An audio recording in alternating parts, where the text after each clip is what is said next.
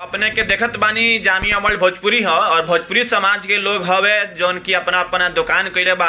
और बलिया से हमन का नाम अपने के रजनीश कुमार ठाकुर। अच्छा ठाकुर जी हई जौन माने बलिया से बानी और अपना दिल्ली में आकर यहाँ संगम बिहार में अपना एक तरह से अपना सैलून दुकान खोले बानी।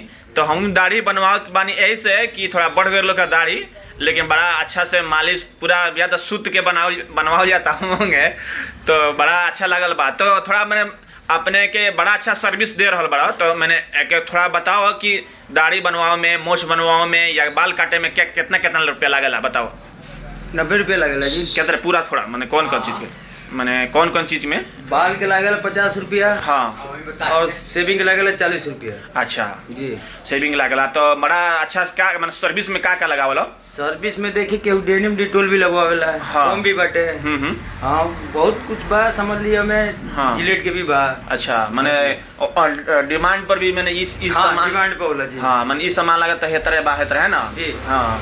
तो क्या तरह के मतलब के एने के रुझान बा क्या मतलब कौन कौन फैशन से लोग बनवावत रहेला, मतलब कि बाल कटवा में बड़ा चलला है पर हाँ। चट चलला। अरे आजकल तो समझ ली कि कुल फैशन डिजाइन मोबाइल में देख देख के लोग बनवावत रहे। हाँ तो सब बना देलो हाँ, तो अपन करत रहो। अच्छा तू मैंने बना देलो है। हाँ। अच्छा तो अब देखो पोतात हमरा तो ना सब चिकना बन जाए कैसे कि बड़ा दौड़ धूप कर जाता। जी जी। तो बड़ा अच्छा लगल कि मैंने ये भोजपुरी बात हमन और अपने के मैंने गांव में क्लिनिक भले गांव में ना खोल सकत रहा नहीं काहे ना खोल सकते हैं कमे कहीं भी खोल के कर सकते हैं। तो अच्छा चलत है काहे ना चली तब ना खोलले बन जैसे। अच्छा तो मन अपने के याद आवला न अपना बलिया? अरे बलिया याद आवला कि हर एक दूसरे महीने पहुंच जानी। अरे शादी अच्छा बताई शादी ब्याह हो गइल बा? हाँ जी। हाँ तब तो पहुंचल जरूरी बा। नहीं कोनो जरूरी बा मैं बहुत कुछ बा में समझ ली के अब माँ बाप बड़ा। हाँ हाँ सॉरी सर। देख लही के बा वही में। हाँ माने घर से मैंने जुड़े रह जाला। हाँ जी। माने अच्छा कमी नहीं कुछ हो ही जाला घर के एकदम होता ही बा, लेकिन जब से कोरोना हो गइल बा तनी कम होता। अच्छा जब से लॉकडाउन चल लोग डराता का बटलही बा कितना जरा घर ही बनवावे लगला ना लोग बहुत हद तक घर हूं बाटे अभी। हाँ जी। हाँ जी एकदम। तो कोरोना में कोरोना में रहलक रहता रहे ही। हाँ रहे तो ओकरा बड़ा चलते नहीं तो पेट केंगे चलत चलत रहे गलिए में बनाई जे का करी जे गली वाला कलर के भाई छोड़ के जइहा मत। हाँ हाँ सही है। हाँ हाँ हाँ छोड़ के जइहा मत, हमनी के साथ बनी जाता तू आराम से हमनी के खाली बढ़ेबा तब तू जीजे भाई। अच्छा तो बड़ा मुश्किल भइल ना? हाँ मुश्किल तो भइबे नहीं के तो पहले ही बंद रहे अब लास्ट में खुलल। अच्छा अच्छा वो सोच ली। लेकिन गली वाला साथ दिहलन लोग सब के। हाँ माने एक इंसान दूसरे इंसान के साथ जलक तबे काम भइल ना। हाँ जी। हाँ जी। अच्छा कैसे गरीब गुरबा लोग अगर मैंने अपन जियत खाता तो मैंने कमाए ला हर रोज कमाला हर रोज खाला ओकरा बड़ा दिक्कत भइल हुई कोरोना में एकदम। लेकिन माने अब हमारी के मान ली के रोड डेली कुआ खोदे रोड डेली पानी पियो उहे तो हाल रहे समझ ली ना खोदबा तो पियबो ना करबो जल्दी। अच्छा फिर कोरोना से डर सब क्यों क्या लगता? अरे काहे ना हमनी के तो ही गाड़ फाटत रहे। अच्छा अच्छा कोई बात ना। अच्छा बताइए कोरोना से सबको डर लगता फिर माहौल बनत लगे कि लॉकडाउन लगे बड़ा डर लागल हुई? हाँ एकदम।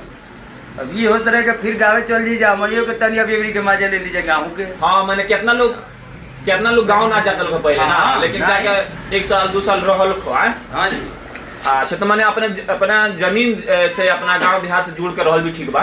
अरे जरूरी बा समझ ली। अब देखत रहे जेकर गांव के कुछ बेच के आ गिरल हम लोग जा। हाँ। कोरोना में सोचा था कि के तू जाई हम गांव ऐसा लोग ना पे चले रहती तो गइल तो रहती जो रहती तो सब से। तो बड़ा लोग देखी ना कोरोना में बड़ा लोग पैदल भी घरे गइल बड़ा दिल कोचित हुई। और का हमारे कारीगर खुद गइल रहे पैदल। कहां से कहां तक गइल ना? ये से समझ ली कानपुर गइल रहा। कानपुर बात ये तो मैंने ये सब देखी मैंने ठाकुर जी ही और नौजवान बानी अपना एक तरह से जो डॉक्टर लोग पढ़कर एक तरह से अपना क्लिनिक खोलेला।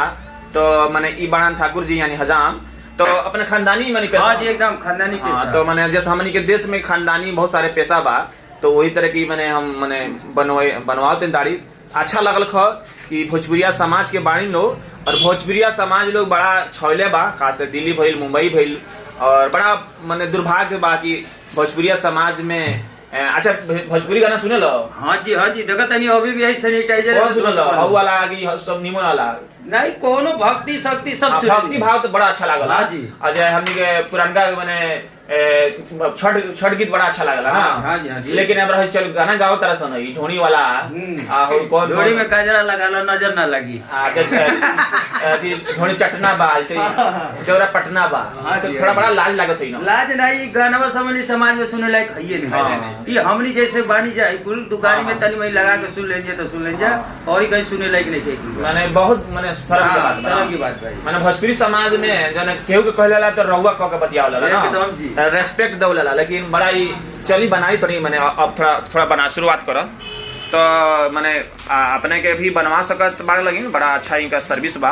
तो भोजपुरी में हम यही से न्यूज हम करे कोशिश करत बानी कि भोजपुरी समाज चाहे बिहार यूपी के चाहे जितना भोजपुरी लोग बोले वाला बा कहीं भी बा तो के का हाल बा क्या तरह रहता तो हम दिखावे की कोशिश करें।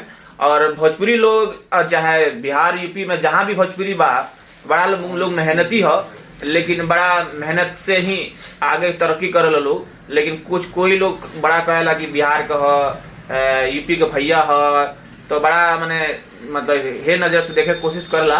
लेकिन यहाँ बिहार और यूपी में भी मैंने परिवर्तन चाहे डेवलपमेंट होकर जरूरी बा ताकि लोगों को वहीं पर नौकरी मिले है ना बात के ना एकदम।